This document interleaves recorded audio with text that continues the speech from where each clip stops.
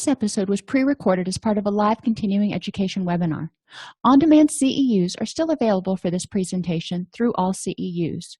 Register at allceus.com/counselor toolbox. I'd like to welcome everybody to today's presentation on trauma-informed care screening and assessment. This is the first of, I believe, 5 parts. The other parts are coming in February for the trauma-informed care sort of curriculum, if you will. And it's based on a treatment improvement protocol put out by SAMHSA that is designed to help you create a trauma-informed care work environment. So, in this particular hour, we're going to review the 16 principles for trauma-informed assessment and screening, explore reasons why providers may not screen for trauma, and explore reasons trauma-related disorders may be misdiagnosed or underdiagnosed. So we really want to look at some things, and we talked about this a little bit back in November when we were talking about differential diagnosis of certain issues, but we're going to hit on it a little bit again here. So 16 principles for trauma-informed assessment.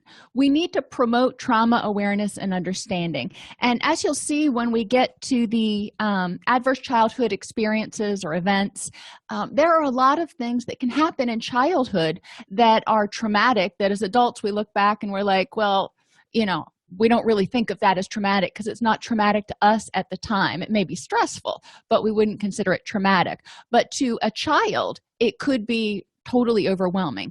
So we want to help promote trauma awareness and understanding, not only among other clinicians and our clients, but also in the community. So people in the community can understand, hey, you know, what may be traumatic for one person may not be for another, but it doesn't mean that it's not traumatic.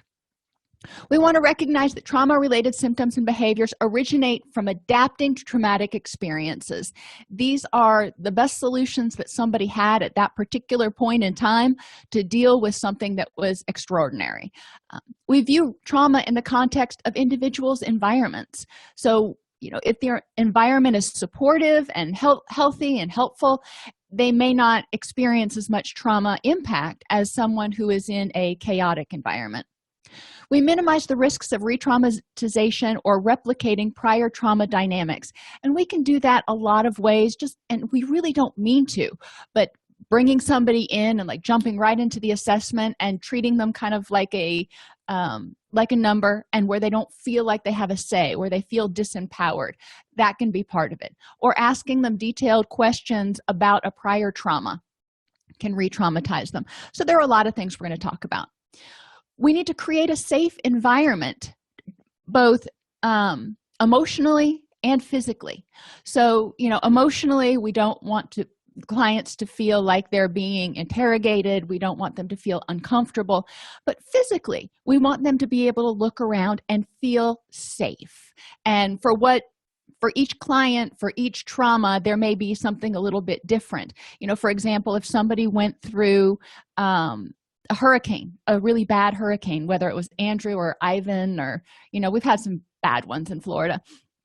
You know, when they hear thunder and when we get those hurricane watches that come out and everybody starts packing and preparing, somebody who's been traumatized before may start having a resurgence of trauma symptoms. So if they're working with you or if they're a client of yours, we want to help them feel safe where they are. So, all right, you know, bad storm's coming, we're going to hunker down, this is what we do, this is our protocol. That way they feel like they're not in harm's way. We want to identify recovery from trauma as a primary goal. It's not just one of those things that'll self-correct when we deal with your depression. It's a primary issue that we may need to focus on. Not everybody is going to want to focus on it, but it's one we want to help clients understand how their trauma may be impacting them. And they can say yes or they can say no, but we educate and then go from there.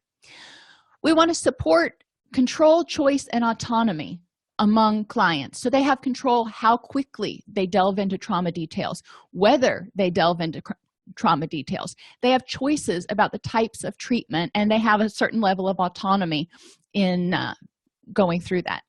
We create collaborative relationships and participation opportunities. And familiarize clients with trauma-informed services. What does this mean? And hopefully by the end of the series, you'll understand how trauma-informed services are different than just regular old services. And hopefully we're all working towards trauma-informed. That's like culturally responsive.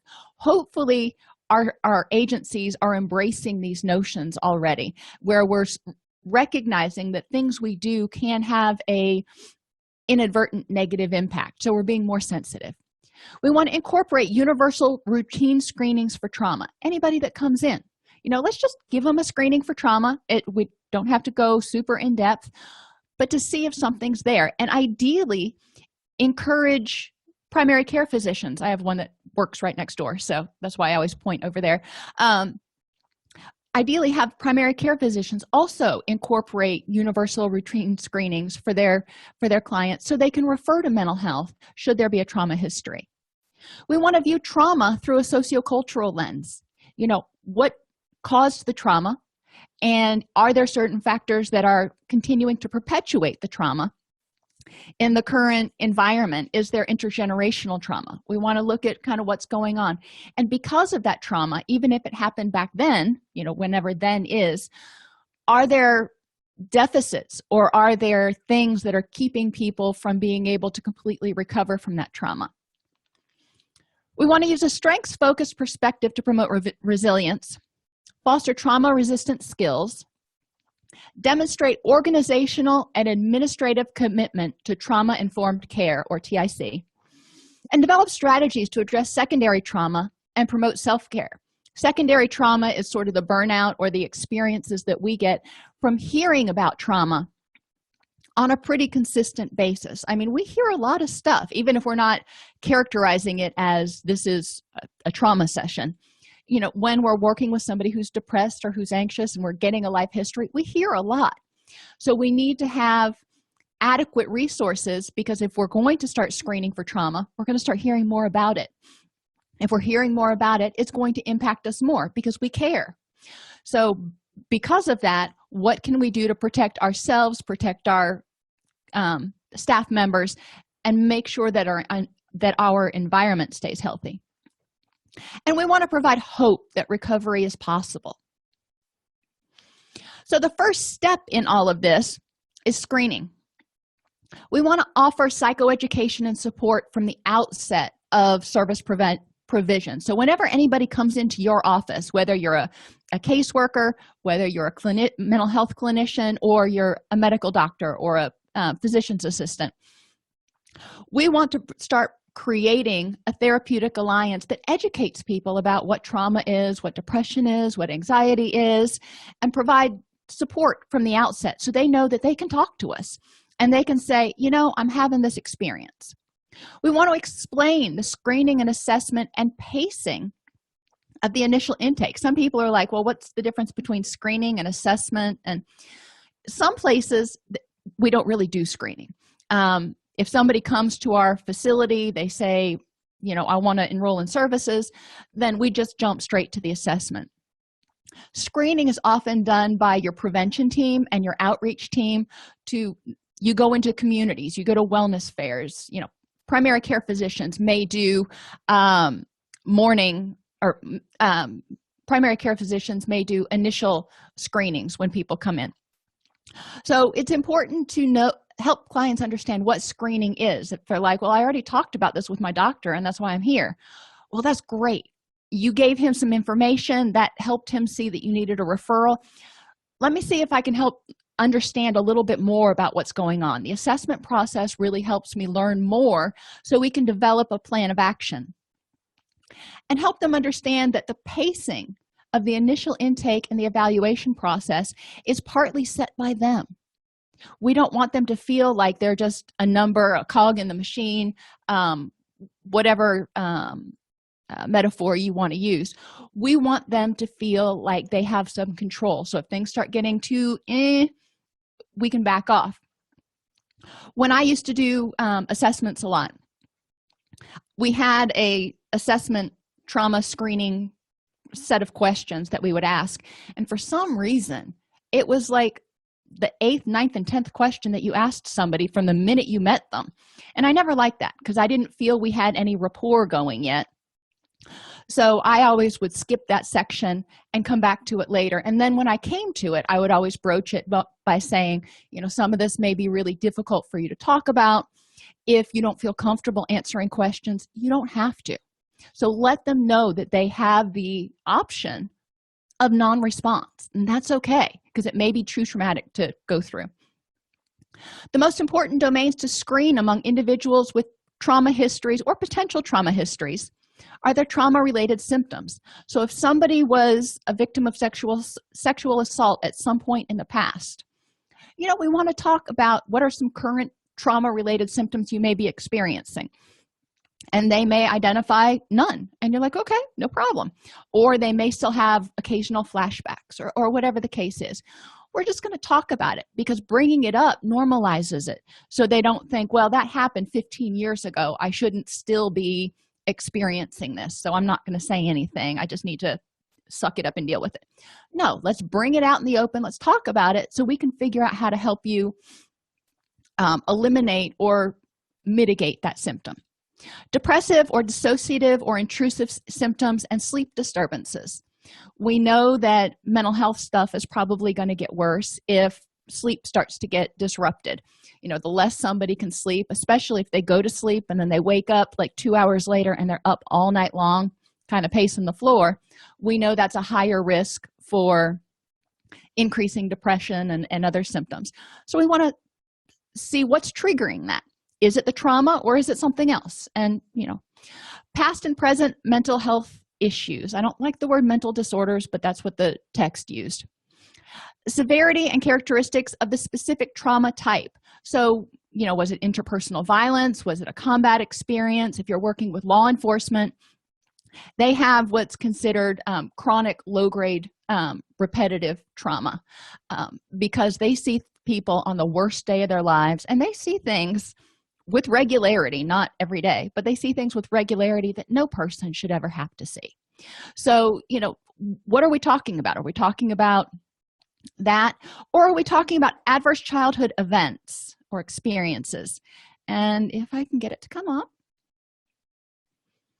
and that can include physical abuse, sexual abuse, emotional abuse, physical or emotional neglect, intimate partner violence, if the mother of the child was treated violently, if there was substance misuse, not even addiction, but substance misuse within the household mental illness, parental separation or divorce, or an incarcerated household member.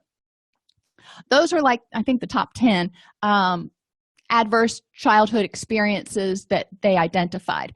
And if you think about the clients that you've worked with, and maybe even think about yourself, you probably have one or two of those in your history. So thinking about, for some people, they have enough other strengths and protective factors that it's not that traumatic. For other people, it's extremely traumatic. So we want to, talk about those adverse childhood events and screen for them. If the person has substance abuse, let's screen for that. A lot of people with trauma histories try to numb it out, try to deal with some of the anxiety and the flashbacks and stuff with drugs. We want to assess their social support and coping styles. Do they have people that they can talk to? Do they have healthy coping mechanisms that they use to deal with the symptoms of trauma? And that can run the gamut. And we also want to look if you're dealing with something that's a proximal trauma, and even for some people right now, it's still pretty proximal. And I think it was Harvey. I can never remember the names of the hurricanes, but the hurricane that hit Texas this year, that was pretty daggone traumatic for a lot of people, and they're still dealing with it. So what sort of resources and social support do you have right now? And then as FEMA and everybody else starts to disappear, what social support and resources are still available in the community and to you among your friends and family? Because maybe half your family had to be displaced to some other state. Okay, so we want to look at what's going on for that person at that point in time with regard to the trauma. What are the risks for self-harm, suicide, and violence? And we want to do a health screening to see if there are any other health factors either related to the trauma. Maybe if they were sexually assaulted, they could have contracted an STD or HIV, or hepatitis, or we want to look and see if there's anything else that may be going on that might be related. Discussing the occurrences or consequences of traumatic events can feel unsafe and dangerous to the client, as if the event were reoccurring. Now, if you've been a survivor of any sort of crime, especially, but it's true even with other types of traumas like hurricanes, where people are like, well, tell me what happened. So you're retelling the event, and every time you retell the event, it's kind of like ripping the scab off the open wound. So we don't want to have people feel like they're being violated over again. We don't want to encourage avoidance of the topic or reinforce the belief that discussing the trauma-related material is dangerous to them. But we also want to be cognizant, and we want to be careful. And how would we want to be treated, and how would we want somebody to approach us if we had been raped or robbed or seen somebody murdered or been in the middle of a hurricane and lost our house and all of our belongings? Initial questions about trauma should be general and gradual. Have you ever experienced trauma, for example? If so, maybe what kind of trauma were you the victim, or personally, or did you experience the trauma? And then gradually get into it. And if they start getting too upset, you can pause, or you can encourage them and empower them to take a time out. Let them know that all they have to do is say the word, and you guys can take a time out. By going over the answers of the questions with the client, you can gain a deep understanding of what's going on and how the trauma may be impacting that person. Now, you probably still, at best, have met the person 3 times by this point when you're finishing up this part of the assessment. Most places, the whole assessment is done in one sitting. So we're still kind of guessing about whether their symptoms are the direct result of trauma or whether their symptoms are caused by something else. But you can start seeing how trauma might be influencing things. And also you can start seeing how you might need to alter, or things you might need to be cognizant of when working with this particular client. Ask all clients about any history of trauma and use a checklist to increase the proper identification of such a history. The ACE study is one that you can give them so they can identify adverse childhood events. And we're going to talk pretty soon in here about the fact that one way of doing a less intrusive trauma screening is by letting people do a paper pencil inventory. Obviously, they need to be able to read and write to complete that, and if not, you're going to have to read it to them and mark it for them. But if they do it paper pencil, it can feel less humiliating and less violating than having to sit there and tell somebody you've known for 45 minutes about the worst day of your life. Use only validated instruments for screening and assessment. So if you're going to use instruments, the Stressful Life Experiences Screen is a checklist of traumas that also considers the client's view of the impact of those traumas on life functioning. So you can see if your agency can start using that one. And then the National Center for PTSD website offers similar instruments, and they're not all directed just at veterans. So that's another resource that you might be able to find, free, validated instruments, because I know cost is a big issue for a lot of agencies. Integration with the EMR is also a big issue, but that's a different podcast. In early treatment, screen all clients who have histories of exposure to traumatic events for psychological symptoms and mental disorders related to trauma. When the client screens positive, also screen for suicidal ideation and behaviors, because sometimes when people are struggling with trauma, it gets so bad that they feel like it needs to stop. Treatment and protocol improvement protocol 50, addressing suicidal thoughts and behaviors in substance abuse treatment, from SAMHSA, free publication you can get, talks about things that you can do there. Be aware that some clients won't make the connection between trauma in their history and their current patterns of behavior, such as substance use or avoidant behavior and domestic violence that among their parents when they were growing up, or whatever the case may be. And that's okay. Remember the stages of readiness for change: pre-contemplation, I don't have a problem; contemplation, there might be an issue. Same sort of thing here. People may say, that has nothing to do with this. Pre-contemplation. Contemplation, okay, maybe you got a point, maybe there is some connection. But again, we are going to probably morph in our understanding of what's causing their symptoms as we go through the first few sessions of treatment. Don't require clients to describe emotionally overwhelming traumatic events in detail, and focus the assessment on how the trauma symptoms in fact impact the client's current functioning. If it happened 10 years ago, spending a whole bunch of time talking about the next 6 months isn't going to do a whole lot of good right now. Especially in this early assessment, you may have a reason to go back there later, but we do want to look at how might that be still impacting you today. For example, survivors of certain crimes may have difficulty sleeping because they're afraid that they can't let their guard down. Consider using paper pencil instruments for screening because it can be less threatening. Talk about how you're going to use the findings when you start going into this trauma stuff, and I usually do it at the beginning. Talk about how you use the findings to plan the client's treatment and discuss any immediate action necessary, such as arranging for interpersonal support, referrals to community agencies, or whether you need to move directly into the active phase of treatment because it is really bothering them right now. But this helps them understand you're not just collecting this data for giggles. There's a reason for it, and you're going to, hopefully you're going to help them improve their quality of life. It's helpful to explore the strategies clients have used in the past that have worked to relieve strong emotions. Now, notice I didn't say anything about trauma here.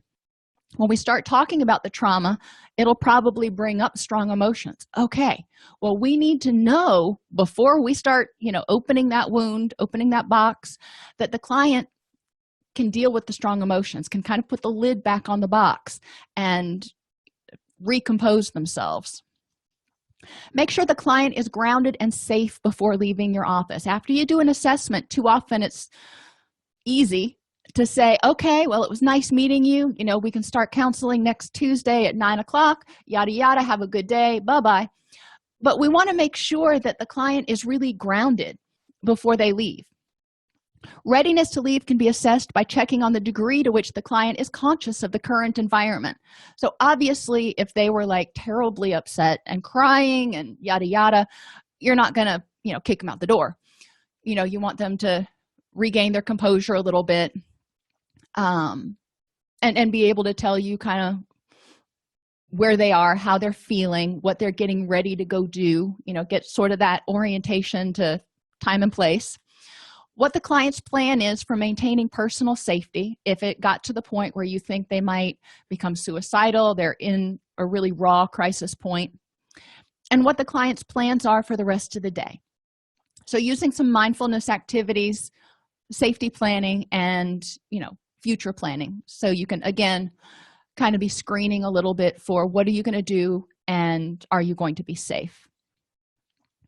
Ongoing assessment should still be completed to help track changes in the presence, frequency, and intensity of symptoms.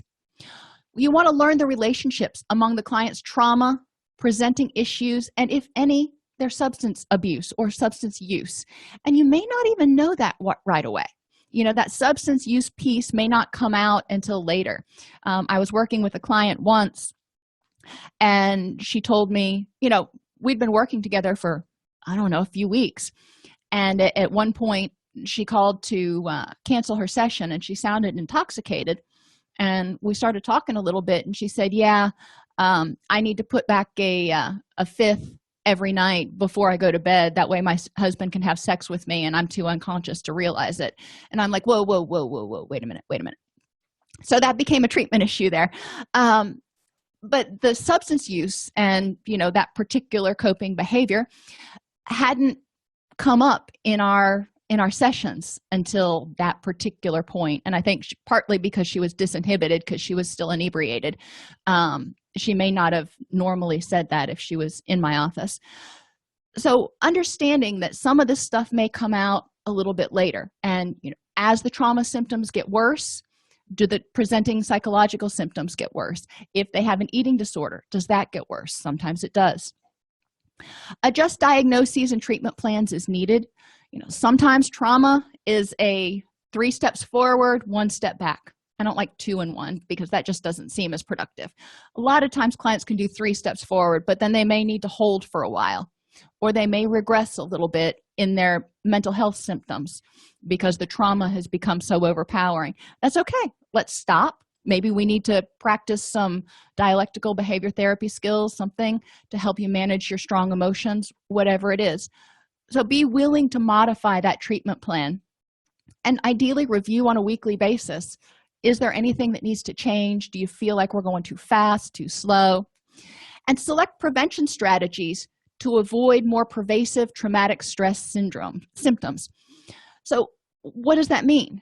That means, well, number 1, let's not re-traumatize the person. But number 2, we need to help them build up their reserves. So what sorts of things help people not be traumatized?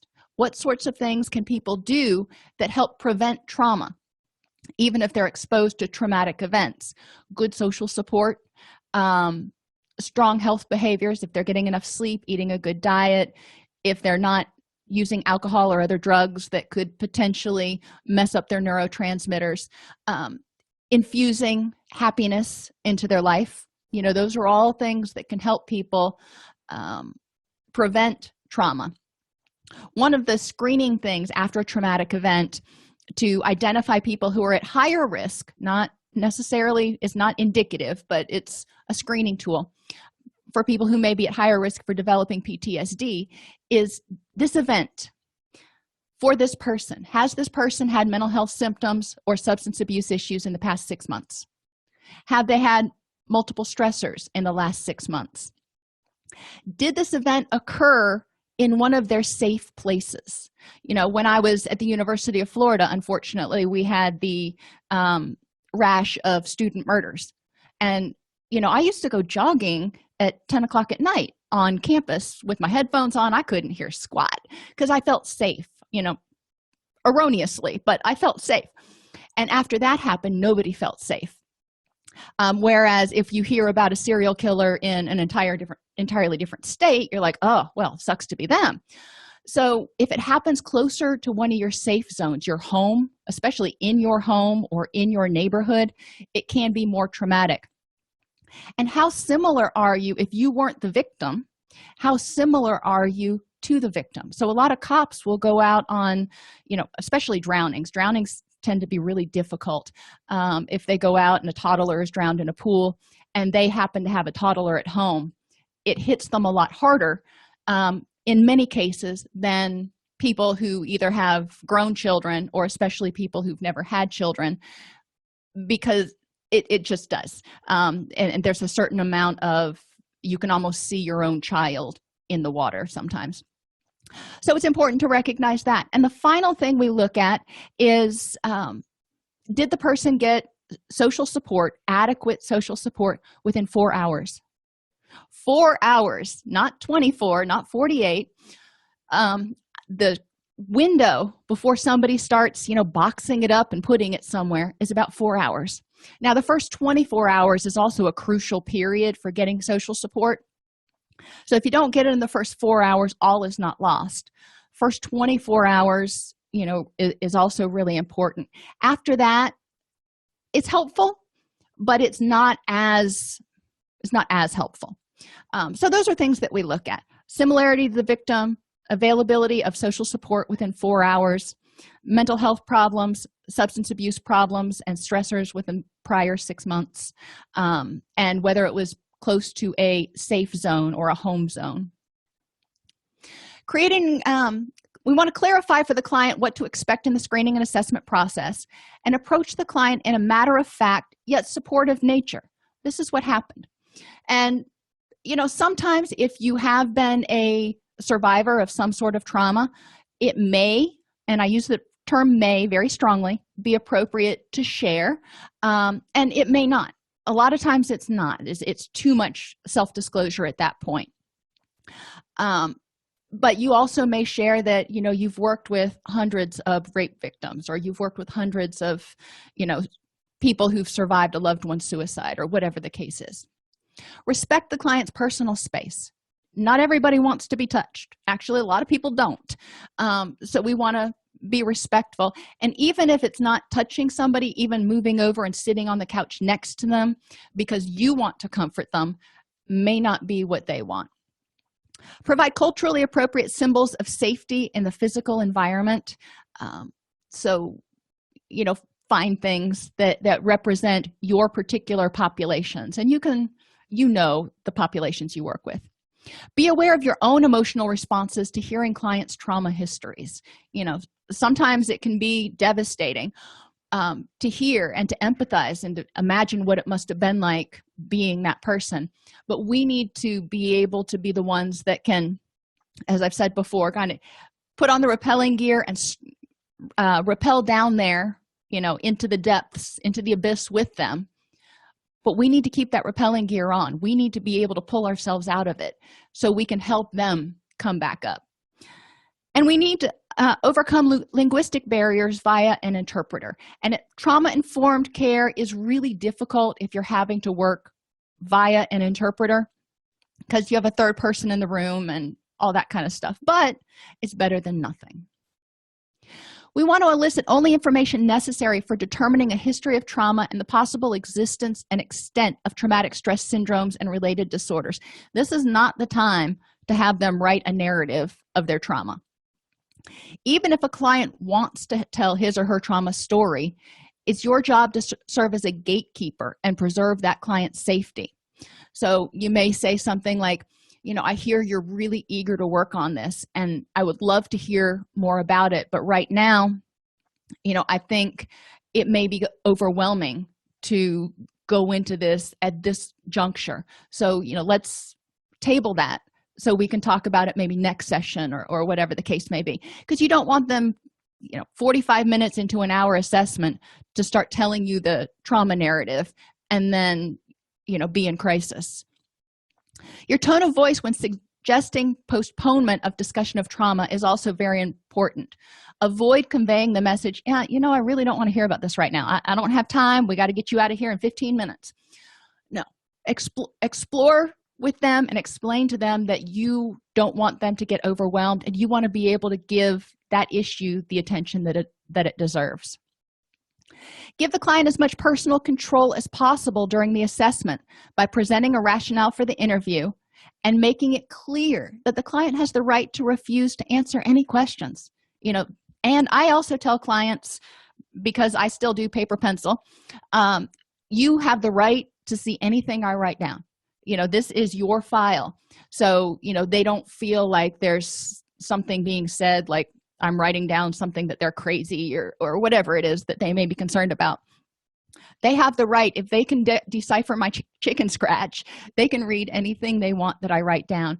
And that a lot of times makes clients feel a little bit more comfortable about divulging stuff. Giving the client the option of being interviewed by someone of the gender with which he or she is most comfortable.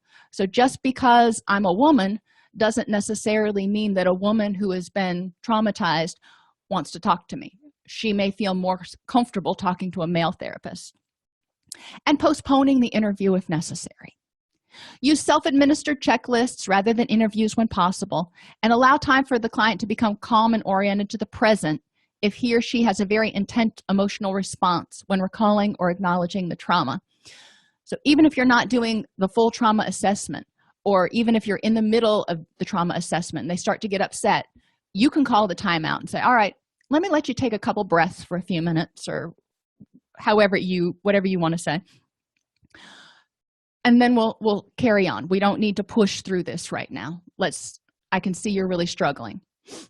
Avoid phrases that imply judgment about the trauma. For example, don't say to a client who survived Hurricane Katrina and lost family members, "It was God's will. I know that was tough," or "It must have just been her time to pass," or "Some things happen and they're just meant to be." None of those make people feel better most of the time. There are a select few, but you don't want to minimize their feelings of grief and loss and their frustration of lack of control over the situation. Provide feedback about the results of the screening and keep in mind the client's vulnerability ability to access resources, their strengths, and their coping strategies. So as we're going through, as I'm providing information about the screening or the assessment to them, I'm going to provide what they can handle based on the resources that they have. I'm going to make treatment recommendations based on the resources they have access to. And beware of the possible legal implications of assessment. And this is a big one. Information gathered can necessitate mandatory reporting to authorities even when the client doesn't want the information disclosed. So you need to know what the rules are if you have an adult client disclosing prior sexual abuse when he or she was a minor. Are you mandated in your state to report? Any of that trauma stuff that may come up, just be really aware of your mandatory reporting laws. Ask the client to state what he or she observes if you need to help them get grounded. You can guide the client through the exercise by saying things like, you seem to feel very angry right now. This may be related to what happened in the past. You're safe. So let's try to stay in the present. Can you take a slow, deep breath, relax your shoulders, put your feet on the floor, and let's talk about what day and time it is, what's on the wall, or mindfulness exercise. Tell me 3 things that you're hearing right now. Or what else can you do to feel okay in your body right now? Some people need to get up and walk around. They feel very vulnerable if they're having to sit still. So that's important. Help the client decrease the intensity of affect by using something called the emotion dial. So imagine that your emotions are controlled by a little dial or a remote control. We don't usually have dials anymore. But imagine turning down the volume of your emotions. So 10, 9, 8, and kind of count them through it. Encourage them. This is not something we generally do. We just finished anger management, but you can encourage people to clench their fists because it can help move the energy into their hands, and then they can let it go and shake it out. I think a lot of us do this sort of involuntarily, if you will, or unconsciously. When we start getting stressed out, or we start getting ready to do something we're kind of worried about. I know I do. I'm like, all right, I can do this. All right, let's go. I'm ready. Guided imagery can be used to help them visualize a safe place.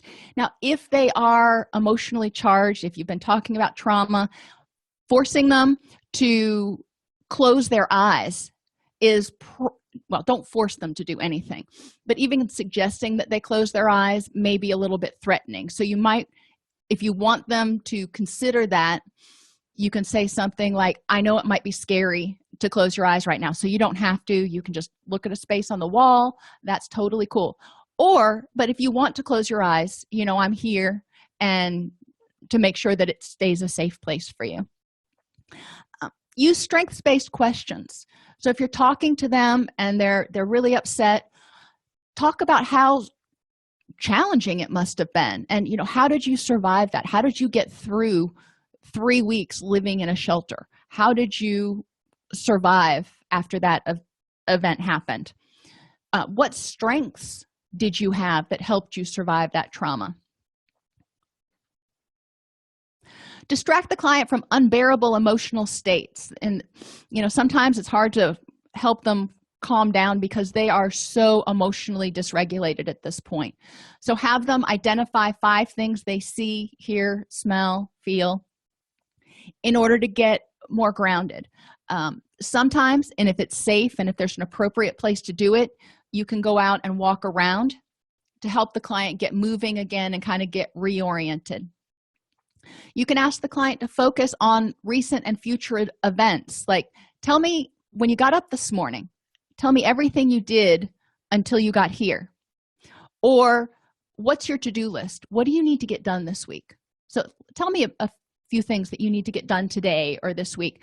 So it's putting them somewhere else mentally instead of right smack dab in that trauma. Help the clients use self-talk to remind himself or herself of current safety issues. Where they may start feeling anxious again, using positive self-talk to tell themselves, I'm safe, that's not happening right now, is important. Encourage them to use distractions such as counting to return the focus to current reality. I use that. Y'all know I've got an irrational fear of bridges, and I use that when I go over bridges. I either say Hail Marys or I say my ABCs, and it's whatever works for you, but it gets me over the bridge and I'm not thinking about it the whole time. Somatosensory techniques such as toe wiggling or touching a chair or even shaking their leg can also help get them refocused, because they're focusing on a body part, what they're doing right then. Sometimes having them stand up and do 10 squats can help too if they just really need to move. Progressive muscular relaxation is another good one that can be used to help clients ground, because when they start to get upset, they start getting tension everywhere, just like we do when we get upset. So encouraging them to notice the difference between tense and relaxed, and as they relax, notice the energy and the stress moving out of those muscles and down and out. So yeah, that can be great. I don't have a lot of experience with EMDR, but one of you shares that EMDR is also excellent for teaching grounding. So that's another avenue to explore. Finally, ask the client to use breathing techniques. If they breathe in through their nose and exhale through their mouth, in for 3, hold for 3, out for 3, it triggers the relaxation response in the body, so it starts secreting relaxation hormones. You can also have the client place his or her hand on our abdomen and then watch his or her hand go up and down while the belly expands and contracts. Some people are more willing to do this than others, but there are different activities. You can provide them a list of things they can do and encourage them to practice them at home and put a check mark by the ones that work, because they may feel stupid trying multiple things while they're in your office. And I've had clients tell me that before, and I'm like, cool, well, here's a checklist. Do it for homework and come back and tell me which 3 on here worked best for you. Barriers and challenges. It's not necessarily easy or obvious to identify an individual who has survived trauma, even with screening, but definitely without screening. You can't just look at somebody and go, trauma survivor, trauma survivor. Some clients may deny that they've encountered trauma and its effects even after being screened. And for some clients, it may not be denial. It may be that they got enough support and they had enough protective factors that it didn't have a lasting impact, because we know that not everybody develops PTSD or even acute stress disorder. So we know there are some mitigating factors in there. Does it change? I mean, it's something that's imprinted in people's brains. It's a learning experience, whatever kind of learning you want to label it. So it is having an impact in some way, but it may not be what's precipitating their psychological symptoms. The 2 main barriers to the evaluation of trauma and related issues are clients not reporting the trauma because they didn't consider it traumatic, or a history of trauma that encompasses the experience of a traumatic event. And clients not reporting trauma because they don't perceive it as traumatic. The other barrier is providers overlooking trauma and its effects. We just assume if somebody has a trauma, they'll tell us about it, and then we'll deal with the PTSD. Well, trauma does a whole lot more than just PTSD. Trauma can cause generalized anxiety, phobias, depression. It may not rise to PTSD. Clients fail to report because of concern for safety. They may fear more abuse for revealing the trauma, or they may fear repercussions of some other sort. Fear of being judged, shame about being victimized, reticence about talking with others in response to the trauma. So they may not just want to discuss it. They may not want to go to a support group. Not recalling past trauma through dissociation, denial, or repression. Although the research shows that blockage of all trauma memory is very rare. So a lot of times it's one of these other things, but some people may have completely blocked it out. A lack of a trust in others. If they were victimized by someone who was a trusted authority figure, a physician, a pastor, somebody, that may carry over to you being an authority figure and them not trusting you. Not seeing the event as traumatic, feeling reluctant to discuss something that might bring up uncomfortable feelings. They may know it's still an issue, but they just don't want to go there, because when they've tried to go there before, and a lot of times they've tried to do self-help work, it's been so overwhelming that they're just like, I can't. So one thing that we can do is, if we think this may be the case, present, the first couple of sessions you talk about emotion management and emotional regulation and preventing vulnerabilities, and really build that person's self-efficacy and their resources up before you start going into that issue. And they may just be tired of being interviewed, or being asked to fill out forms and don't believe it matters anyway. Sometimes, again, we make them feel like this is something we got to do, and next week when you come, then I'll actually pay attention to what your needs are. Don't do that. Trauma-informed care starts at the very beginning. Providers also may not screen for trauma because we don't want to inquire about traumatic events and symptoms, because these questions are not part of our normal program or standard intake practices.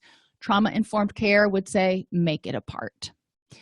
We may underestimate the impact of trauma on clients' physical and mental health. And yes, it impacts their physical health too, because it causes stress, which can cause GI stuff, and lots of cascade effects from that wonderful HPA axis. We may not screen because we believe that treatment should focus solely on presenting symptoms rather than exploring the potential origins or aggravators of symptoms. I tend to be more psychodynamic, and I look at how is the past impacting you in the present in my practice, but that's my perspective. A lack of training or feelings of incompetence in effectively treating trauma-related problems. So if you don't feel like you know what to do with a rape survivor, or whatever the trauma is, get education, get consultation. Or not knowing how to respond therapeutically to a client's report of trauma. We may also fear that probing trauma will be too disturbing for clients. They're not that breakable. They probably think about it a lot, but they have the ability, if we empower them, to say, whoa, not going to work for me.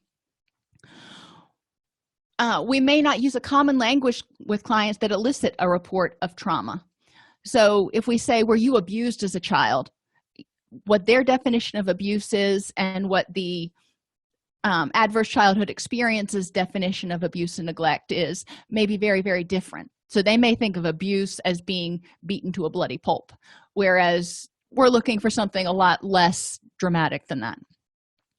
Concern that if disorders are identified, clients will require treatment that the counselor or program doesn't feel capable of providing. Make sure you have trauma resources, if not within your own agency, that you can refer to. Insufficient time for assessment to explore trauma histories or symptoms. Well, that's an agency level thing that we need to do. Yeah, you don't want to rip off a scab and then go, okay, well, your 5 minutes is up. Toodles. That's not compassionate. It's not safe. It's not okay. And untreated trauma-related symptoms of the counselor, other staff members, and administrators.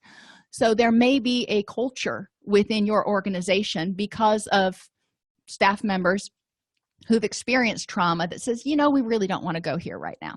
And hopefully that's not the case, but it was one of the reasons identified. One of the reasons we may misdiagnose or underdiagnose trauma-related stuff, because you're sitting there scratching your head going, I see clients all the time and don't see that much trauma-related stuff. Well, maybe you do and you just don't notice it.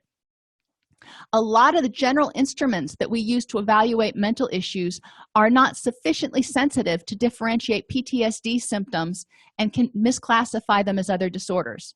For example, intrusive post-traumatic symptoms that show up on general measures can indicate, or the general measure can say this person's having hallucinations or obsessions, not flashbacks. Dissociative symptoms may come up as indicative of schizophrenia instead of PTSD. Trauma-based cognitive symptoms can be scored as evidence for paranoia or other delusional issues. If they start withdrawing, they see negativity, they see the world as not being safe. It sounds paranoid or delusional, but if you look at it from their perspective, from what they've gone through, it makes perfect sense. Mood and anxiety disorders have symptoms that overlap with trauma. So we want to make sure that if there's PTSD or acute stress in there, we're identifying that in addition to the anxiety and the depression. And impulsive behaviors and concentration problems, which are present in trauma, can also show up as ADHD. So again, what is causing the symptoms and what is the function of the behaviors? Many of the symptoms of borderline personality disorder also overlap, including patterns of intense interpersonal relationships, impulsivity, mood swings. Going through the PTSD criteria, think about it. I would encourage you to open your DSM-5 and review those criteria and think about it in terms of, is this PTSD or is this borderline personality disorder? What might trigger this? What kind of trauma might trigger this kind of reaction? Now, you can have both. You can have borderline personality and PTSD, but we want to make sure that we don't miss addressing the trauma issues that may be the undercurrent that's maintaining the mental health problems. Cultural factors such as norms for expressing psychological distress, defining trauma, and seeking help can affect how traumas are experienced, the meaning assigned to the events, how trauma-related symptoms are expressed. Some cultures somaticize. Some cultures have a very high level of emotionality. Other cultures have a very reserved level of emotionality. And some have avoidant behavior. So, you want to be aware of the culture and of the individual. When you get stressed, how do you generally handle it? Culture can also affect willingness to express distress or identify trauma with a behavioral health service provider. It may affect whether a specific pattern of behavior, emotional expression, or cognitive process is considered abnormal. And there are certain culture-bound symptoms that are related to trauma that are considered very normal responses. Willingness to seek treatment inside and outside of one's own culture can affect how people deal with trauma, their response to treatment, and the treatment outcome. The ataque de nervios is a Latino culture-bound symptom that includes intense emotional upset in response to a traumatic or stressful event in the family. Nervios has a wide range of emotional distress symptoms, including headaches, nervousness, tearfulness, stomach discomfort, difficulty sleeping, and dizziness. So, you're really seeing panic, stress, anxiety stuff right here. Susto is the term meaning fright and is attributed to a traumatic or frightening event that causes the soul to leave the body, resulting in illness and unhappiness, and extreme cases may result in death. Symptoms include appetite or sleep disturbances, sadness, lack of motivation, low self-esteem, and somatic symptoms. So DSM sort of translation would look at major depressive disorder.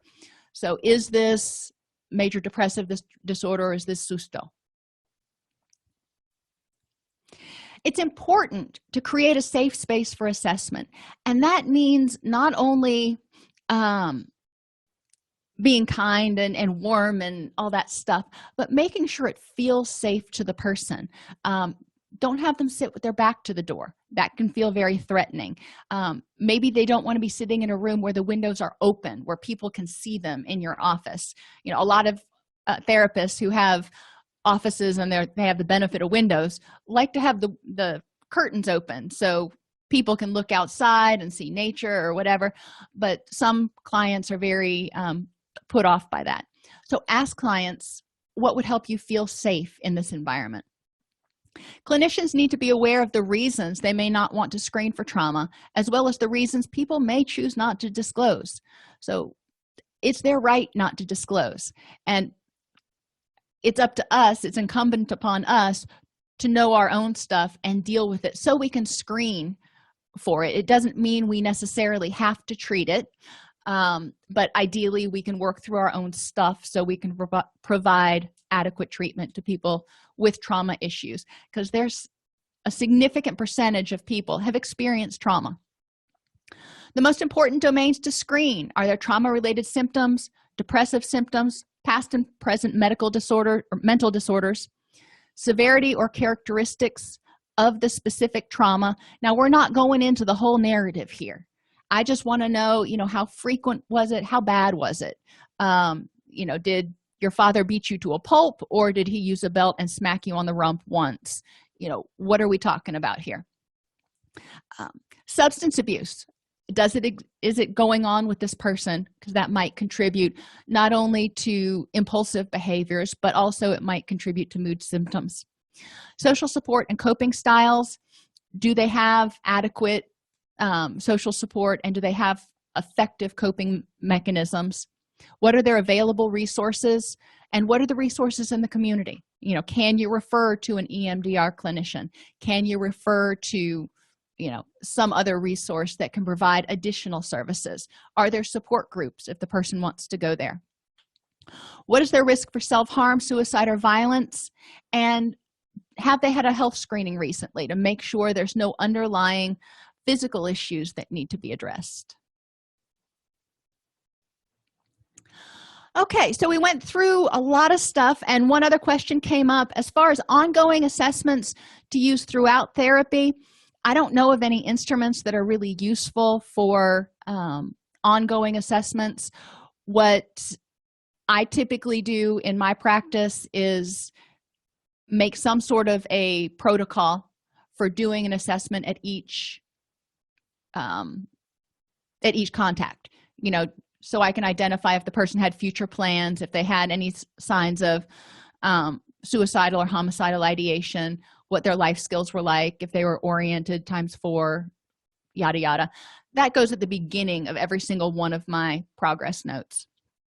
If they identify specific trauma-related symptoms, you may add that to their progress note so you can assess it each week to identify, are the flashbacks reducing in frequency and intensity and stuff like that.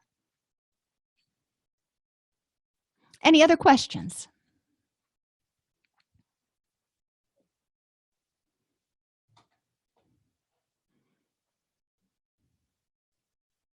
Alrighty, everybody, have an amazing weekend, and I will see you next week on Tuesday.